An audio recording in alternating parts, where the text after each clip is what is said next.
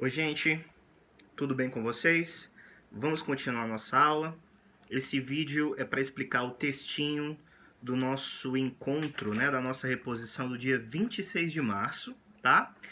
A temática é a respeito das teorias da educação e o problema da marginalidade na América Latina. Esse é um texto do Dermeval Saviani, um dos grandes educadores aí do nosso país. Ele é um texto relativamente antigo, da década de 80, mas ele nos ensina alguma coisa a respeito da cronologia do nosso pensamento educacional e como isso repercute, né, na vida dos jovens que são marginalizados, daqueles que não conseguem chegar ou continuar na escola. Não sei se vocês se lembram, provavelmente sim. No encontro passado nós falamos sobre os paradigmas, né? Que até a primeira parte do século XX, né, até 1960, nós tivemos o predomínio do paradigma do consenso, né, que entendia que a educação ela serviria como uma equalização social, ela serviria para resolver todos os problemas da sociedade como uma tábua de salvação, né? Havia um otimismo pedagógico. Depois de 1960, há uma outra maneira de se entender a educação e a sociedade, que é com o paradigma do conflito, né? Principalmente com teóricos que começam a beber da fonte de Karl Marx. Eles começam a questionar, eles começam a perceber que a sociedade ela não é harmônica naturalmente e que a educação, em vez de servir como instrumento de equalização ou de igualdade, ela estava servindo como instrumento de reprodução, desigualdade. E aí o paradigma do conflito ele começa então a questionar. Então estes dois modelos, estes dois paradigmas, essas duas formas de entender a educação e a sociedade, elas influenciam os nossos grandes pensadores da educação aqui no Brasil, principalmente a interpretar o fenômeno educativo e a relação que esse fenômeno tem com a vida das pessoas, com a vida da sociedade. E aí então nós chegamos ali na década de 80 e o Dermeval Saviani escreve um livro chamado Escola e Democracia. Nesse livro existe um capítulo que ele fala especificamente sobre as teorias da educação e o problema da marginalidade na América Latina. E é muito interessante porque depois que você estuda os paradigmas, você percebe que o Dermeval Saviani resgatou este estudo. Um estudo que começou com Benno Sander, muito lá atrás, né? Falando dos paradigmas do consenso e do conflito. Mais recentemente, alguns anos atrás, um professor aqui da Universidade Católica de Brasília, o Cândido Alberto Gomes, escreveu um livro chamado A Educação em Novas Perspectivas Sociológicas, onde ele explica de forma muito detalhada, né, o que cada paradigma significa para a sociologia da educação. E no texto do Dermeval é possível perceber que ele faz essa pesquisa, ele faz esse resgate. Então, na década de 80, né, influenciado por essas ideias, ele começa a interpretar a educação brasileira. E ele vai dizer que a nossa educação, basicamente, ela tem duas grandes teorias. E ela se relaciona com a questão da marginalidade, sim. Né?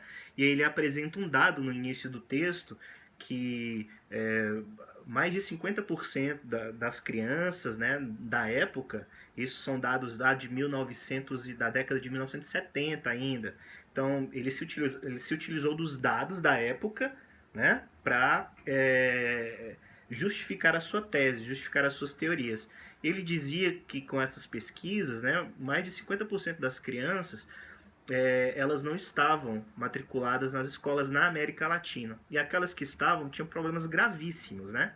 E nós sabemos que, enquanto sociedade brasileira, nós temos um histórico gravíssimo também com relação a analfabetismo, abandono da escola, evasão. Então essa é a nossa carga histórica. E aí o Dermeval ele se utiliza desses dados para explicar suas teorias. E aí ele vai dizer o seguinte, olha, na nossa história educacional existem duas maneiras de enxergar a educação. E aí claramente ele bebe dos paradigmas. Ele vai dizer que existem as teorias não críticas da educação, as teorias crítico-reprodutivistas da educação, e ele vai dizer que até aquele momento nós ainda não tínhamos uma teoria crítica, puramente crítica, e era necessário construí-la. Né? Então vamos por partes. O que são as teorias não críticas para Dermeval Saviani? São basicamente algumas pedagogias que entendem que o problema da educação está dentro dela mesma. Não há nenhuma preocupação com análise de questões sociais, com a análise estrutural da sociedade. Não há nenhuma preocupação em se questionar os problemas que se relacionam ao desemprego, à violência, à exclusão, à desigualdade, né, na distribuição de renda. Então eu percebo uma educação que tem os seus problemas dentro de si mesma. Então as teorias não críticas são formadas por pedagogias que não se preocupam com questões para fora dos muros da escola, né?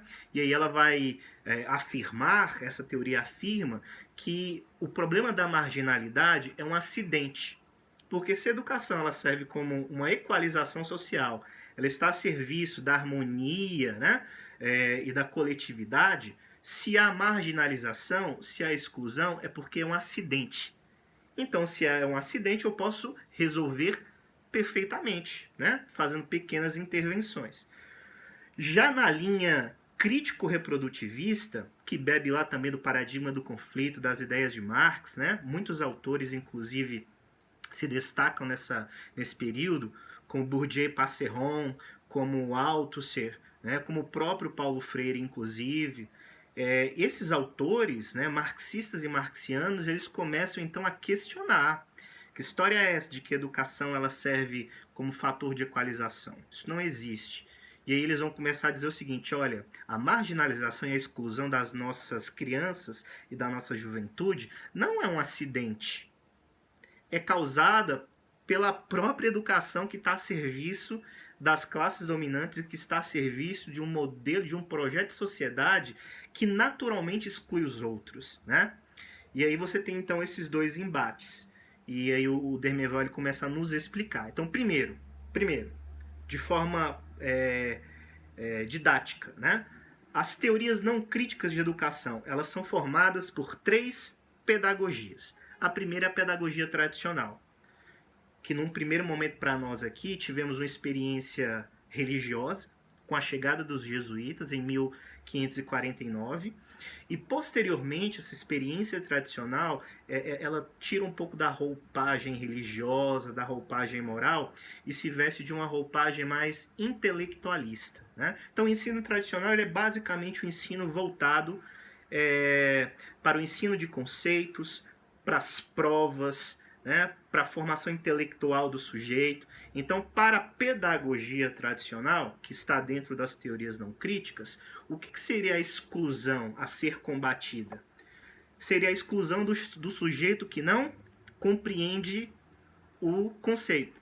Então, se o sujeito não compreende, se o sujeito ele não é capaz intelectualmente de entender conceitos e conteúdos, ele é um sujeito que provavelmente será marginalizado. E aí o que a pedagogia tradicional busca? Combater este elemento de marginalização, que não parte dela, que parte da sociedade, que é um acidente. Em segundo lugar, nós temos uma outra pedagogia, chamada de pedagogia nova, que surge com o movimento da escola nova, trazido lá dos Estados Unidos, né? Nos Estados Unidos nós temos o grande expoente da escola nova, que é o John Dewey, e aí o Anísio Teixeira e uma turma de educadores trazem esses ideais aqui para o Brasil. Inicialmente, ideias muito inovadoras sobre educação, colocando a criança no centro do processo de ensino-aprendizagem, fazendo com que a criança ela fosse protagonista, autônoma, né? Com a ideia de preparar o sujeito para a vida na sociedade democrática, etc. Só que aí o Dermeval ele faz uma crítica a esse sistema, né? Então quem é que tinha acesso à escola nova ou à pedagogia nova? Eram os filhos das elites. Enquanto a classe trabalhadora, a maioria de seus filhos, né, não tinha acesso a essas inovações metodológicas. Então a pedagogia nova ela traz inovações metodológicas, né, no sentido de colocar o aluno no centro do processo, de se preocupar com as particularidades psicológicas e de aprendizagem desta criança, se organiza em torno de projetos de interesse. Então você tem uma inovação metodológica como há muito tempo não se via aqui. Então nós estávamos vindo no Brasil de mais de 400 anos de uma experiência de educação tradicional, religiosa, moral, disciplinadora, intelectualista. E aí nós inauguramos o século XX com uma perspectiva de pedagogia nova, de escola nova, de dizer o seguinte: olha, o centro do processo não é o professor, é a criança, e ela precisa ser observada nesse sentido. Qual é o grande pecado da pedagogia nova?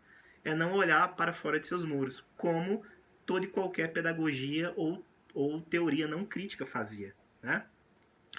E, em terceiro lugar, nós tínhamos a pedagogia tecnicista, que era voltada mesmo para o ensino tecnicista, né? Então, entre as décadas de 1920 e 1930, nós temos no Brasil a nossa industrialização tardia. Faltava mão de obra. Como é que o Estado resolve o problema? É você oferecendo cursos técnicos e preparando mão de obra, né? Apertadores de botões, puxadores de alavanca, profissões mais técnicas nesse sentido, sem muita preocupação com as questões sociais. Por isso que às vezes nós falamos, olha, fulano é um sujeito tecnicista. O que isso significa? É um sujeito que se preocupa especificamente com a técnica, com o saber fazer, mas ele não se questiona sobre o valor do seu trabalho, sobre as relações, né, que existem para além do seu trabalho. Então essas são as teorias não críticas. Existem as teorias crítico-reprodutivistas, que é o segundo tronco. E aí o Dermeval vai dizer que dentro das teorias crítico-reprodutivistas existe o estudo das teorias do Karl Marx, do paradigma do conflito. Então ele vai dizer que existe uma primeira teoria chamada teoria do sistema de ensino enquanto violência simbólica. Quem são os grandes expoentes dessa teoria? É o Bourdieu e o Passeron, sociólogos, né, franceses, que vão dizer o seguinte: olha, a escola na sociedade capitalista ela serve para reproduzir. Não tem essa de produzir igualdades, de produzir equalização. Elas servem para reproduzir. E reproduzindo, reproduzem também a violência da sociedade. E reproduzem a exclusão da sociedade. E eles criam a ideia de capital cultural.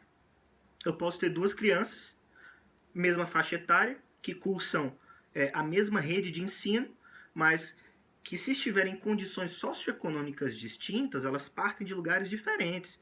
Então a criança que tem mais acesso a teatro, a cinema, a arte, a cultura, a lazer, a viagens, ela é uma criança cujo capital cultural é muito mais elevado do que um sujeito que o único canal de cultura que ele conhece é a escola. Então eu tenho diferenças, eu tenho disparidades.